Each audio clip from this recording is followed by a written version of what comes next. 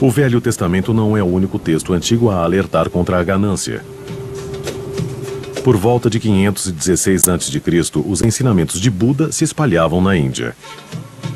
O religioso falava muito sobre a ganância. Para chegar ao estado de Nirvana, Buda revelou as 4 verdades nobres que são conhecidas como a essência dos seus ensinamentos. A segunda delas é que o sofrimento provém do anseio de posses terrenas ou ganância. A crença de Buda no karma também levou-o a acreditar que os gananciosos são castigados tendo de renascer como espíritos famintos. Há um reino chamado de o mundo dos fantasmas famintos. E são seres que não conseguem obter o bastante. E, como resultado, tudo se torna inadequado e nojento. Migalhas. No século III a.C., o taoísmo tinha uma profunda influência na China.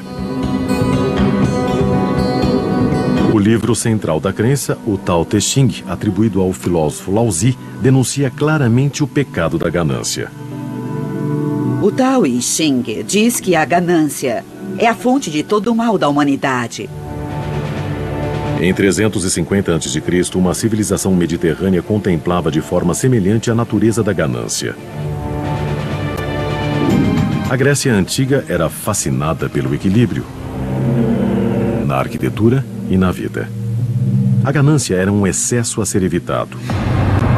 A lenda de Midas é uma descrição popular do pecado da ganância.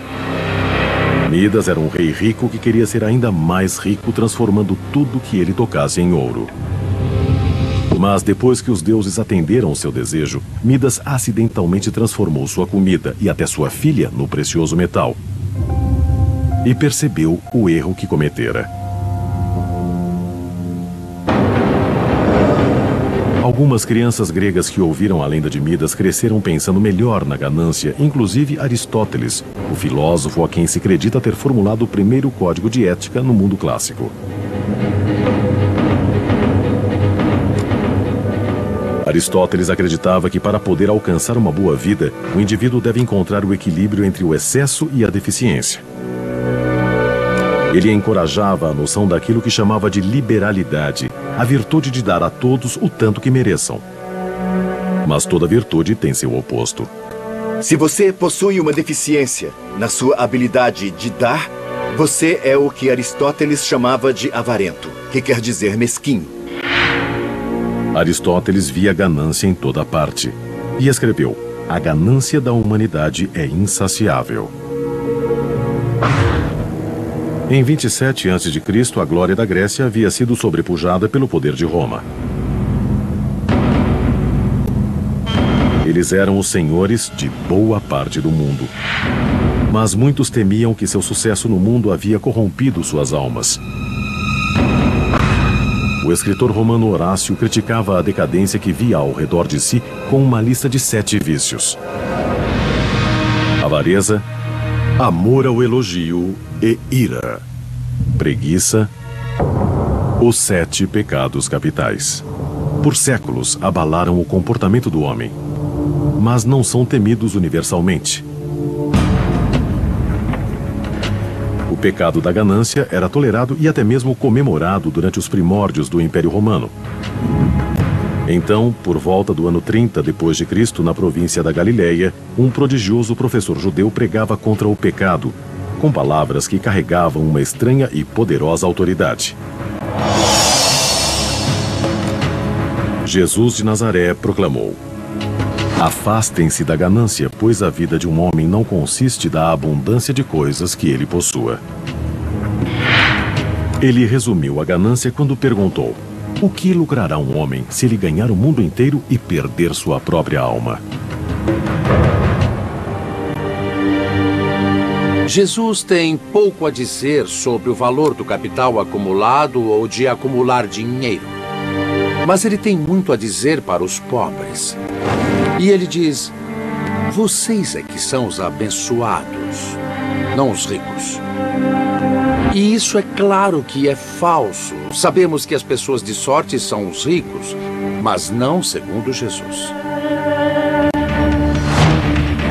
Tenho certeza que há motivos culturais para o cristianismo ter essa fascinação desproporcional com a ganância. E um deles, eu acho, é o fato de que o dinheiro e o mercado surgiram na mesma época.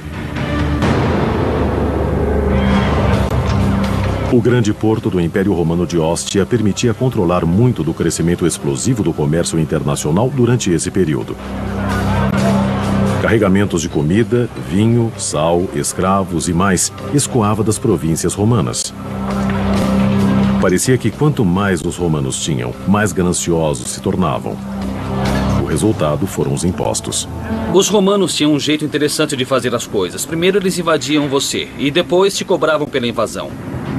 Eles nunca recolhiam os impostos pessoalmente. Ou haveria uma revolta. Tinham pessoas do local que pagavam para recolher os impostos. O que precisamos ter em mente é que os coletores de impostos ganhavam dinheiro cobrando a mais. O único jeito de um coletor de impostos ter seu próprio dinheiro era cobrando mais do que o governo exigia. Então, os coletores de impostos sempre cobravam mais das pessoas e acabavam acumulando fortunas, se aproveitando dos fracos, tirando dos pobres. E a condenação de Jesus aos coletores de impostos é primeiro contra aqueles que tiram dos próprios irmãos e irmãs e entregam o dinheiro para um governo estrangeiro. Mas a verdadeira ira de Jesus era contra aqueles que emprestavam dinheiro no Templo de Jerusalém. Esses homens trocavam o dinheiro romano pelo siclo, moeda local com a qual os judeus costumavam comprar animais para sacrifício, e por esse serviço cobravam uma taxa. No fundo, eram o mesmo que cambistas num jogo esportivo ou em um show, que cobravam muito mais do que seria cobrado se você, digamos, comprasse o mesmo animal em outro lugar e o trouxesse ao templo. Eles lucravam com isso. Jesus disse que estavam se tornando ladrões. Não faziam apenas negócios, mas negócios sujos. O pecado da ganância teria seu papel no destino de Jesus. Quando ele foi traído e entregue às autoridades por seu seguidor, Judas, foi uma transação financeira. 30 peças de prata não era muito dinheiro. E ele estar disposto a vender Jesus em troca disso demonstra, no fim das contas, que é incrível o que se faz por dinheiro. Quando Jesus foi crucificado, em algum momento durante 26 e 36 depois de Cristo, os gananciosos podem ter sido perdoados, mas os seguidores dele retomaram o ataque ao pecado da ganância.